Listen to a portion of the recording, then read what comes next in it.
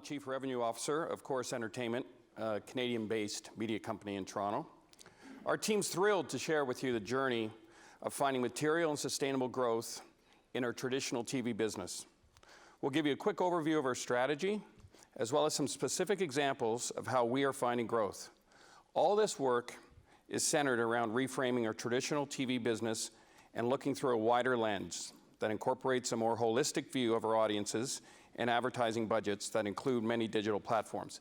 I usually don't work off a script, but since Justin is so fixated on time, I'm going to do my best to stay on the script. So let's get cracking, as they say in London. Just a few, well, that didn't go so well. The first thing we did is about 3 years ago, we looked around the globe to find the overarching disruptive trends that were driving consumer behavior. These trends are bigger than our industry, and they cannot be avoided. They are impacting all businesses, just not media. And we, like all businesses, had two choices. We could work hard to harness their growth and power, or ignore them. Much like an experienced sailor in a gale-force wind, if he's prepared, she's prepared, they can make great strides with that wind. If you're inexperienced or not prepared, that gale can cause you a lot of stress. So we worked hard to harness the power, and we, of course, have these 5 trends we want to show you today. The first one's technology. Moore's Law is alive and well. I'm sure you all know that. Every 18 months, computer chips get twice as fast at half the price. That's driving unbelievable change in all parts of our life. Disruption. If you're sitting between building something and selling something in any part of the world, your business model is under pressure, except maybe Spotify and Amazon. Personalization, easy word to say, we call it perfect personalization. People reward companies that give them exactly what they want. Think of Uber, think of your Starbucks app. Easy to say, really hard to accomplish, especially in a traditional business.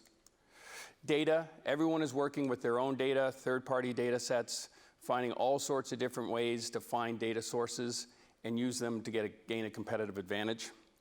And finally, the role of brands. Especially in a voice-activated world, the role of brands is becoming more and more difficult. When you order batteries from Amazon, the chance of getting a Duracell battery, unless they're paying for it to arrive at your doorstep, it's not going to be one. Now to back up, because this thing got all out of order, sorry, I just want to share a bit about Corus with you in case you're unfamiliar with us. We're Canada's largest pure-play media company, and we have lots of assets to work with. We have 36 television brands, 39 radio stations, all the corresponding digital assets. We're also Canada's largest book publisher, children's book publisher. We have a software company called Toon Boom, and a content business that goes around the world. 36% of all Canadian viewing goes to our networks. For the financial folks in the room, we're $1.8 billion in revenue, Canadian, that's about just over $1 billion in pounds, $575 million of EBITDA, $300 million of free cash flow. More profit and cash flow, free cash flow than Netflix, but not the same share price. Now I'm going back, sorry. So 3 years ago at this event, we were truly inspired by a few presentations that were showing some media companies getting growth out of the traditional markets. At the same time, the North American market, well, and a lot of markets around the world, were going through a very tough time in the TV business, as many of you know, and frankly, we were struggling. It was then, over an English pint, we decided to build out a go-to-market strategy that had a bold mission: quickly get to material and sustainable growth. The next 3 slides I'm going to show you is part of our reframing exercise to close the gap with digital. So the first thing you're seeing there is the daily minutes of traditional TV in Canada from 2014 to 2021. Yes, they are declining, but they're in slight decline. When we combine that with the actual time people spend with digital video, the time is actually growing, time spent. Sure, we don't own all that digital video, but nor do we own all that traditional TV. The simple point is, our addressable opportunity is growing. Similarly, if you look at the dollars spent on content by Canadian households, yes, the amount Canadians spend on the traditional TV bundle is shrinking. That's what you're seeing there, due to cord cutting, cord shaving. Went from $8.7 billion to $8.2 billion. But when we add back in what people are spending on OTT services, the actual money they're spending is growing on content. Again, sure, we don't play in all the OTT services, but as you'll see, we certainly can play in some. The third slide is, I'm sure you're all familiar with this in your different geographies. This is advertising share in Canada by category, 10-year trend. Few key points here. All three traditional categories are down, TV, radio, and print, with TV and radio down only slightly. And yes, if you look at that big curve going up to the right, digital has grown extremely well. But so has the entire market. So if you add up all the money spent back in 2010 and compare that to 2020, the market's actually growing. Mainly because digital has allowed new, smaller advertisers who are hyper-local the opportunity to advertise. But thirdly, and most important, when we add back in the digital ad video advertising opportunity, again, our addressable market is growing. So with those disruptive trends I kicked off the presentations with, and this reframing of we actually have a growing market in Canada, let's move on to our go-to-market strategy. There's a lot in this slide, and I'm not going to go through it all. But what I will say is we've spent an immense amount of time building this framework with all stakeholders, management, individual contributors, clients, agencies, competitors, partners, and consultants to validate and pressure test. And there's a few highlights. Those top three pillars, they're all client-facing initiatives. And there's three large work streams. Multi-platform content distribution, which you'll see as an example. 2, continue to innovate and create new innovative advertising solutions. And thirdly, build a compelling customer value proposition that crosses the country. And what we say in the value proposition to our smallest clients in a very small city in Canada, to Procter & Gamble downtown Toronto, has to resonate and it has to be consistent. And I will say our digital competitors have done a very good job of getting common diction into their selling process, and we're working hard to do that. The bottom pillars are internally focused, modernizing our systems. They're just as important, but not the focus of the day. I will say that I would love to see a chart of how much profit the TV industry has made since it started back in the late 50s and compare how much we invested in technology, because it certainly wasn't a lot till the last few years, but we're catching up. Thirdly, all this work is wrapped in a test and learn, client-centric philosophy. Fail fast, small bets to start, complete transparency to all stakeholders, which are our teams, our clients, and our partners. We have a lot of other work that we're doing, which we're not going to talk about today. We've started our own digital agency. We have a direct-to-consumer practice. We have a small business practice. We're working on an attribution practice so that we know, for example, all our direct-to-consumer clients are growing and spending more on television than ever before because they have an attribution model. It works, they spend more. So we're trying to take those learnings and give a model that's repeatable to clients that we work with that don't have that closed loop attribution model. So now what I'd like to do is step you through 3 very specific examples of how we harnessed all this into real revenue growth. The first one is something we call Stack TV. This is an Amazon first. We obviously partnered with Amazon in Canada, stacking an exclusive group of one broadcasters, ourselves, networks, into a bundle for Canadians. We bundled our 12 top networks with Amazon. Very simple sign up, no long-term commitment. That's one of the screens. So Stack TV, what you have to do is be part of the Prime subscription. Then you get a 30-day free trial. It's $12.99 a month after that. As I mentioned, you get 12 great networks. You have all the live viewing with commercials and all the VOD stacks behind them. Part of the commercial measurement, so we're monetizing all those new audiences that are watching the TV from a linear perspective. And what I can tell you is it's better than expected adoption. Much better. Here's some interesting stats I thought you might find interesting. Viewing of this service is over 50% live. And we think what it's showing is that priced right, with the right offering, we can attract back the cord cutters and shavers and nevers. It's proving that people want to be entertained with great content for a reasonable investment. I should also mention, the economics of this deal are accretive to Corus, even if it cannibalizes viewers in our traditional ecosystem. What we found is the bundle of R12 services doesn't make up a lot of the traditional ecosystem cable bills. So people aren't so worried about what we're doing. What they do get upset about is the cost of an entire TV bundle, mainly because of sports rights in Canada. So as they leave the system, if we can give them ways to come back to our lifestyle, our factual and drama services, it's working. The next thing I want to talk about is our advanced advertising practice. As we put more content on more platforms, i.e. Stack TV, we are equally focused on better understanding our customers.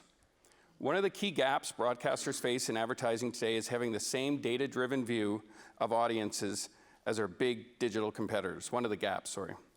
Corus's strategy began 5 years ago, collecting data from 12,000 homes in Vancouver from the set-top box, and now it's spanning more than 500,000 set-top boxes across the country, and 15 million Canadians in the digital ecosystem, and partnership with Environics Analytics for customer segmentation data. All this is obviously aggregated, anonymized in a privacy-friendly manner.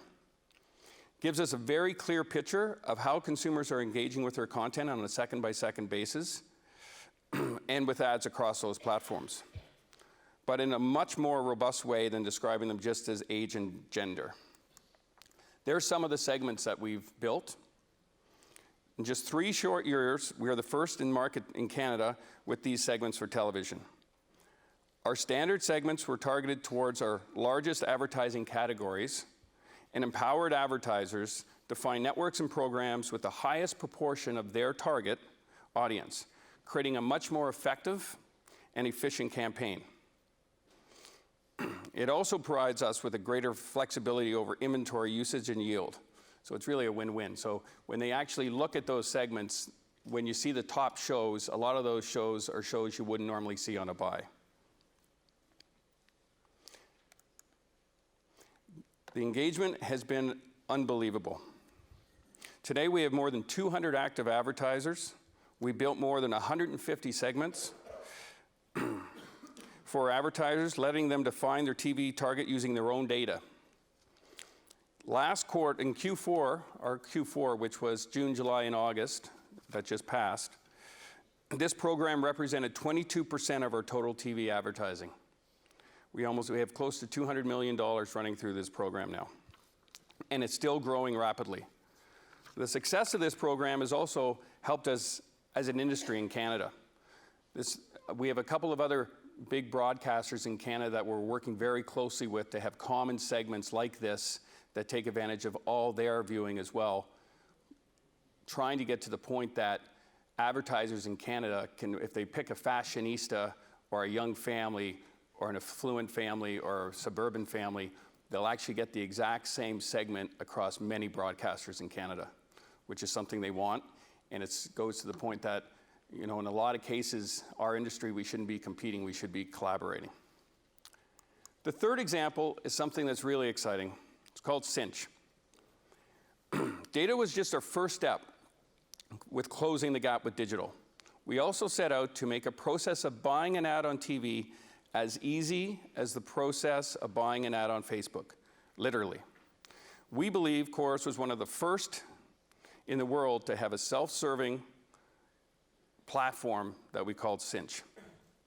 This takes the entire process of buying TV ad from a manual task where you call your rep, well, you talk to the agency talks to the rep, they go back and forth, they build a buy, to a 5-step intuitive process that literally takes minutes.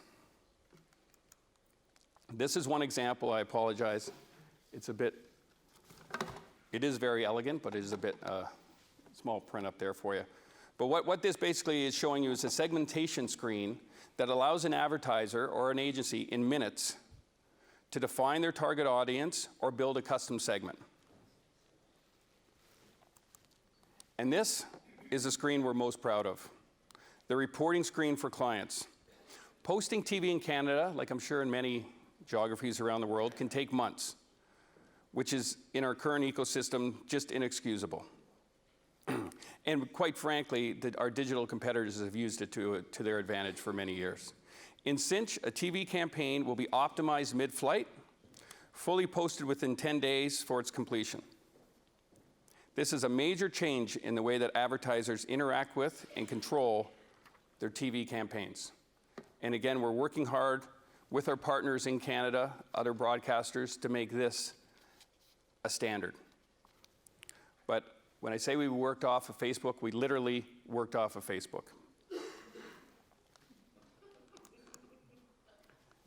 Some key learnings. Customer-centric solutions. Sounds very easy, but as an industry, we tend to overcomplicate. We've heard that a few times today. We built out simple, elegant, affordable solutions that are being adopted widely. Secondly, test and learn. We always try and mitigate risk and take very small steps, being nimble and agile as possible, which allows us to course correct easily and accelerate what's working easily. I'll tell you what it also does. When you go in to talk to your CFO and you tell him or you tell her you just have a little test and learn project, you just need a little bit of money, it tends to get approved much quicker than going in with a 3-year strategy and a whole, a large capital ask. To the point that in our company, we have 10 major capital projects underway across our entire business. It would normally mainly be operations. Right now, 6 of the 10 are on the revenue team. And global best practices is a third key learning. Over the last 3 years, we found that there's usually someone, somewhere, a few steps ahead to learn from around the world. And though this requires some investment in time, resources, and dollars, the learnings and outcome more than offset the cost. I'll also say that this industry especially, there's no shortage of people that like to talk. And when you travel around the world, because we're normally locked to geographies for where we compete, as soon as you leave a country, you find a wealth of other partners around the world that are willing to talk and learn. So we use this event a lot, and we've met a lot of great partners through this event and other events. So I encourage you to get out of your geographies where you can and try to learn from what would normally be a competitor but actually becomes a partner. And the results speak for themselves. We've had 5 quarters of growth, and last year in the full fiscal, we grew 7% in our traditional media television business. And the quarters, we're into our first quarter of this year, and though we're a publicly traded company, I think the trend's going to continue. So hopefully you have found some of this helpful, and some of our team is here for the rest of the conference and would be thrilled to talk to you further about any of our go-to-market strategies. And I got it done with 1 minute to spare, Justin.